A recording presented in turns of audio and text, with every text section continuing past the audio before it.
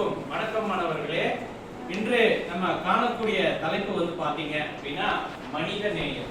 அதாவது மனித நேயம் அப்படிங்கிறது என்ன அப்படின்னா எல்லா உயிர்களிடத்திலும் அந்த நேயமானது இருக்கணும். சரியா? இல்லாதவர்களுக்கு ஒன்று கொடுத்து உதவுவதுதான் ஈகை. அதாவது யாருமே இல்லாதவர்களுக்கு நம்ம என்ன பண்ணணும்? ஆதரவு கொடுத்து அரவணைக்கணும். இது போன்ற விஷயங்களை நம்ம எப்போதுமே தெரிந்து கொண்டிருக்க வேண்டும். அதாவது நம்ம உதவி செய்வதன் பொருட்டு அதாவது எந்த விதமான ஒரு பலனையுமே நம்ம எதிர்பார்க்காம செய்வது அவசியம். யாரு எவர் என்று தெரியாம நம்ம உதவி செய்யறோம் பாத்தீங்களா? அதாவது அது மிக மிக ஒரு பெரிய விஷயம். அது போல இந்த மனிதநேய பாடத்துல அதாவது ஒரு 3 நபர்கள் பற்றி தான் உங்களுக்கு மிக முக்கியமாக நான் சொல்ல போறேன். முதலாவதாக வள்ளலார் பத்தி சொல்ல போறேன். அதாவது வள்ளலார் தான் வாடிய பயிரை கண்டபோதெல்லாம் வாடினேன் அப்படின்னு சொன்னவரும் கூட. அவருடைய வாழ்க்கையில நடந்த ஒரு சுவாரஸ்யமான ஒரு சின்ன சம்பவத்தை நான் சொல்ல போறேன். ஒரு நாள் வள்ளலார் அவர்கள் அதாவது அப்படியே ஒரு வழியாக நடந்து ஒரு மெத்தையிலே, அதாவது ஒரு மெத்தை கிடையாது, அதாவது ஒரு வீட்டுக்கு வெளியெல்லாம் திண்ணை வைத்து கட்டியிருப்பார்கள் அல்லவா, அது போல ஒரு திண்ணையிலே படுத்து உறங்கும் பொழுது, ஓய்வெடுத்துக் கொண்டிருக்கும் பொழுது, அதாவது ஒரு திருடன் வந்து தன்னுடைய காதிலே இருந்த அந்த தங்க தோடுகளை என்ன பண்ணா அப்படின்னா மெதுவாக கழட்டி கொண்டிருந்தான். அப்போ வந்து இவரு வள்ளலாறு தூங்கவே இல்லை இருந்தாரு. அதாவது ஆனா விழித்தும் கொள்ளல, தூங்கின மாதிரி நடிச்சாரு. ஒரு பக்கம் அந்த திருடன் கட்டின உடனே மறுபக்கம் சாஞ்சு அந்த திருடன் இருக்கிறதுக்கு ஏதுவாக படுத்தார். பிறகு அந்த திருடன் அதையுமே கலற்றி கொண்டார். பிறகு அந்த திருடன் ஒரு பாதி தூரம் போனது பிறகு அப்பா அப்படிங்கிற ஒரு வாய்ஸ் வந்துச்சு. வள்ளலார் தான் அந்த திருடனை கூப்பிடுறாரு.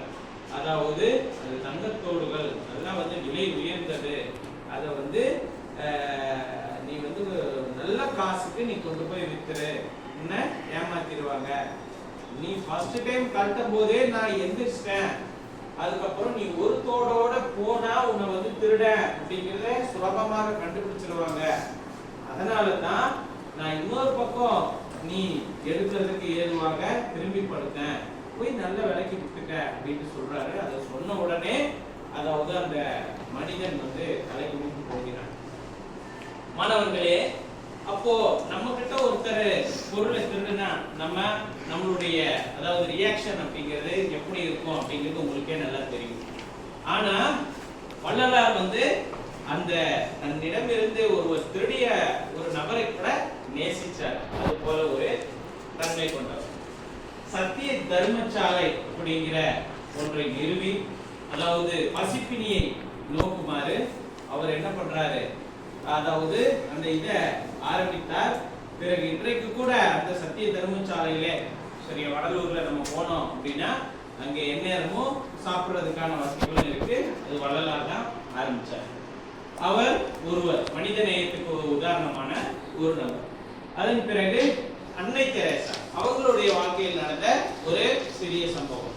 இப்போ ஒரு வயதான மூதாட்டி ஒரு சாலையின் ஓரத்துல கையில ஒரு பூனைக்குட்டியை வைத்துக் கொண்டு இருக்கிறாங்க. அப்போ வந்து இவங்க அன்னை தெரேசா பார்த்து பாவமா இருக்கு, பக்கத்துல போறாங்க. அதன் பிறகு அவங்க வந்து கடும் ஒரு வியாதியால அவங்க பாதிக்கப்பட்டிருந்தாங்க. பக்கத்துல போய் என்னமா ஆச்சு உங்களுக்கு அப்படின்னு கேட்க போகும் பொழுது அந்த மூதாட்டி சொல்றாங்க, அம்மா அம்மா நீங்க வராதீங்க, என்ன தொடாதீங்க, என்னுடைய சொந்தக்காரங்களே எங்களுக்கு வந்து இது போன்ற ஒரு வியாதி வந்திருக்கு. சரியா? அதாவது ஒரு வியாதி வந்திருக்கு, ஒரு தொழுநோய் வந்திருக்கு அப்படின்னு சொன்ன உடனேயே எங்க சொந்தக்காரங்களே என்ன வந்து வீட்டை விட்டு விரட்டி விட்டுட்டாங்க, என்கிட்ட வரவே எல்லோரும் பயப்படுறாங்க, நீங்களும் என்னை தொட்டு தூக்காதீங்க அப்படின்ட்டு அந்த மூதாட்டி சொல்றாங்க. அன்னை தெரேசா என்ன நினைச்சாங்க அப்படின்னா அதாவது இது போன்ற ஆதரவு இல்லாதவர்கள், நோயால கஷ்டப்படுறவங்க இந்த உலகத்துல எத்தனை பேர் இருக்கிறாங்க அப்படிங்கறத தெரிஞ்சு வருத்தப்பட்டு கொண்டு பிறகு அந்த தொழுநோய்க்காரர்களுக்கான ஒரு மருத்துவமனைகளில் கட்டி அவங்களுக்கு உண்டான சேவைகளையும் இலவசமாக செஞ்சாங்க.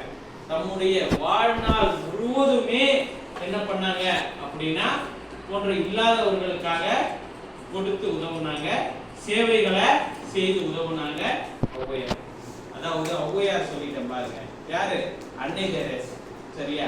அன்னை தெரேசா இது போன்ற ஒரு நல்ல விஷயங்களை செய்திருக்கிறாங்க. அதன் பிறகு பாத்தீங்க அப்படின்னா கைலாஷ் சத்யார்த்தி அப்படிங்கிற மூன்றாவது ஒரு நபர். அவர் சிறு வயதில உங்களை போல பள்ளிக்கூடத்துக்கு போகும்போது எப்போதுமே ஒரு சிறுவன் வந்து தன்னுடைய தந்தையோட எப்போதுமே வேலைக்கு போயிட்டு இருப்பான். அப்போ இந்த கைலாஷ் அவருடைய மனதிலே ஒன்று தோன்றுகிறது, நம்ம மட்டும் ஸ்கூல் போறோம், அந்த பையன் மட்டும் வேலைக்கு போறான் அப்படின்ட்டு. ஏன் அப்படிங்கிற காரணத்தை அவன் வந்து பெற்றோர்களிடத்தும் ஆசிரியர்களிடத்தும் கேட்டுக்கொண்டே இருக்கிறான். அப்போ வந்து வறுமையின் காரணமாக அதுதான் அவன் வேலைக்கு போறான், படிக்கிறதுக்கு காசு இல்லை அப்படிங்கிற விஷயம் வந்து அவனுக்கு தெரிய வருகிறது. இப்போ வந்து ரொம்பவும் வருத்தப்படுறான், நம்மளும் சிறுவன் தான், அவனும் சிறுவன் தான். கல்வி என்பது எத்தனை பேருக்கு ரொம்ப ரொம்ப முக்கியமானது, அப்படி இல்லாம சிறு வயதுல வேலைக்கு போறாங்களே அப்படிங்கிறத நினைச்சு மிகவும் வருத்தப்பட்டான் அந்த சிறுவன்.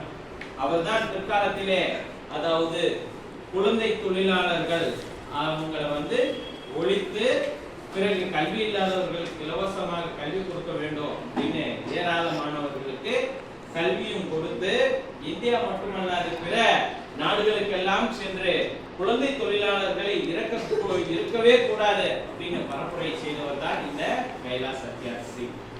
அப்போ இந்த மூன்று மனிதர்களும் வந்து பாத்தீங்கன்னா நமக்கெனே வாழாமல் பிறருக்காகவே இத்தனை நல்லது பண்ணி இருக்கிறாங்க. இதுதான் வாழ்க்கை, மனிதநேயம் என்பதெல்லாமே. ஆகவே மாணவர்களே, நீங்களும் வாழ்க்கையில நமக்கு வாழ்க்கை நம்ம வாழ்ந்து கொண்டே இருக்கிறோம், வாழணும். அது மட்டுமே வாழ்க்கை கிடையாது, பிறருக்காக வாழ்வதும் வாழ்க்கை தான் அப்படிங்கிற விஷயத்த நீங்க எல்லோரும் புரிந்து கொள்ள வேண்டும். நன்றி.